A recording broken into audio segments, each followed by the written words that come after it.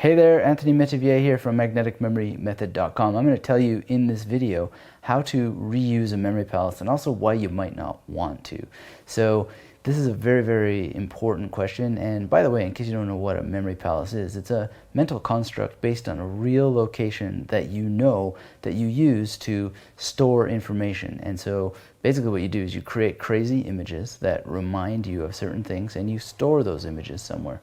So if you wanted to remember something that I remember today, which is a very simple Chinese word, ban, and it's in the fourth tone, and it's really has to do with getting something done or what to do. So for example, 我该什么办? Doing this from memory, that's why I hesitated a little bit there. That basically means what am I to do? So how that I did this is I have the image of, sometimes it's really difficult to even remember what the image is, but I have this guy Norm, and he is using a knife on the band symbol on an album. So remember back in the day they used to have parental advisory stickers? Well, that's what I'm using as to remind me of the sound ban. And then there's a reason why there's a knife, because actually the knife has two bees flying on either side, and that helps me remember what the character is for this word ban, which is again in the fourth tone, and so the knife is coming down, which is the symbol that I always use to have something coming down. Now, not all characters are going to be, that easy to see in your mind, but in many cases it's not that difficult. And I don't have all the characters for that phrase that I worked on memorizing, and be a longer explanation to explain how I got the other parts of that phrase into memory. But you get to the point where you don't need everything because you're using a memory palace. Anyway, that image, it's actually in a particular corner of my doctor's office. Now, there's a reason why I chose the doctor's office, and if you're interested in learning more about all these little choices and decisions and using a memory palace, you can check out the free video series that I have for constructing these wonderful things and using them at the highest possible level on my website.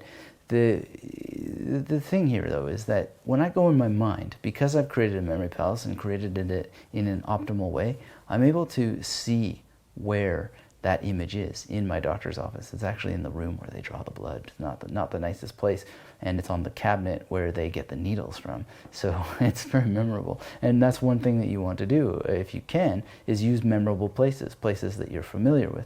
So that's what it's all about. And so one thing that people ask a lot about is, can they reuse memory palaces?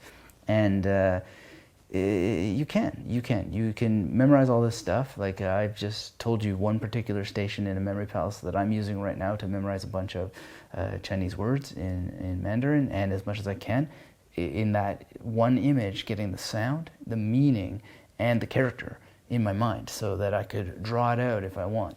And if you're just using, learning another language where you don't really have to worry about spelling in the same way that you have to do with characters and all that stuff, then you just need to recall the sound and the meaning at the same time and link that all up. Now, what I could do is go through and erase that. I could put the memory palace out to pasture, and that's fine. There's something called the ugly sister effect, though, and that is the effect of something coming from the past that you've memorized there before, coming to the fore.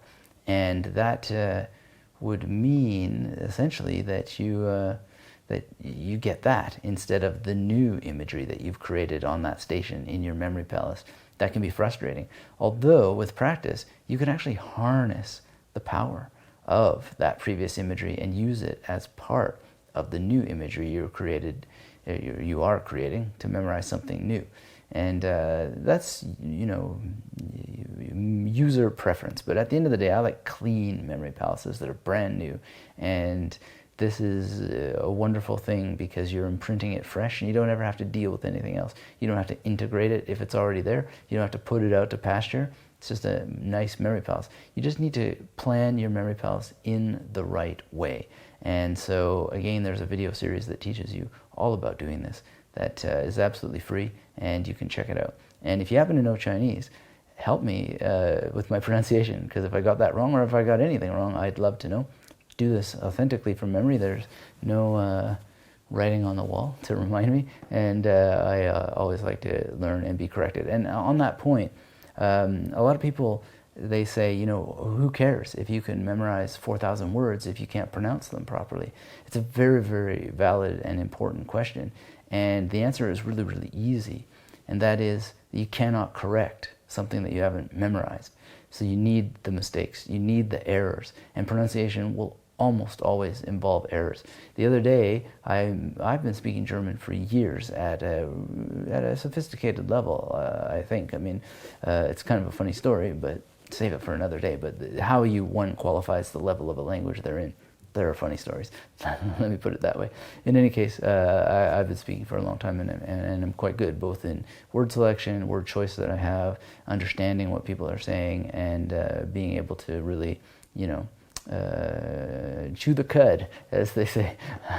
I'd rather use a swear word there, but this is public television, public cinema, vision, some kind of online stuff that the public watches, so no swearing. But the thing is that I still made a pronunciation error. The word is sigmal, by the way. Well, actually, it's sigmal, and that's the problem, is that I needed to emphasize the mal because he didn't know what I was trying to say when I just said sigmal, which is the way I would think to say it just by reading it. So that's absolutely important. But if I hadn't memorized that word, and it's not exactly the kind of word that just pops into memory naturally, if I hadn't memorized it, then I wouldn't have been able to have it corrected. And so don't worry about not being able to pronounce the words that you memorized. Use the words that you've memorized so that someone can say, what? And then you say, well, what I'm trying to say is, and they'll go, oh, and then they'll correct you. And this is how we learn. But again, if you haven't memorized it, you can't have it corrected. So, hope this helps. This is Anthony Metivier from MagneticMemoryMethod.com. Check out that free video series if you want to learn more about creating memory palaces. And no, I didn't brush my hair before making this video.